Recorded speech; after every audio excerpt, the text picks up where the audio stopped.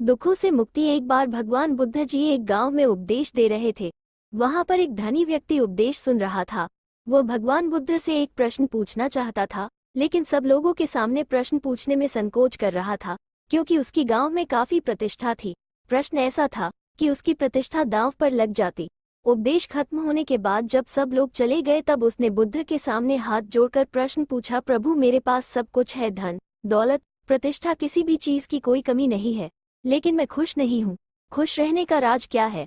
मैं जानना चाहता हूँ कि हमेशा खुश कैसे रहना चाहिए।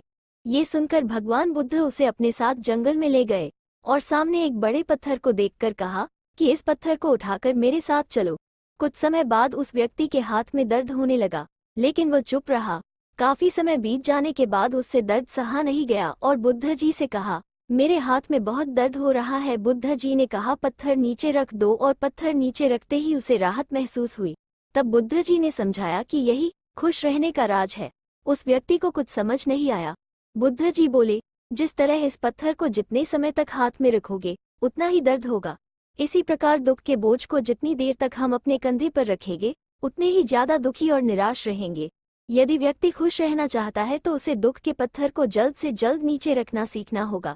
मित्रों, हम सब यही करते हैं कि अपने जीवन में दुख के बोझ को ढोते रहते हैं। दुखों से मुक्ति तभी संभव है जब हम दुख के बोझ को अपने मन से जल्दी निकाल दें और इच्छाओं से रहित होकर या जो है उसी में शुक्र करते हुए खुश रहें। याद रखिए, प्रत्येक पल अपने आप में नया है और जो पल बीत चुका है उसकी कड़वी यादों को मन में संजोकर रखने से बेहतर है कि हम अपने वर्तमान के पल का पूरी तरह से आनंद उठाएं।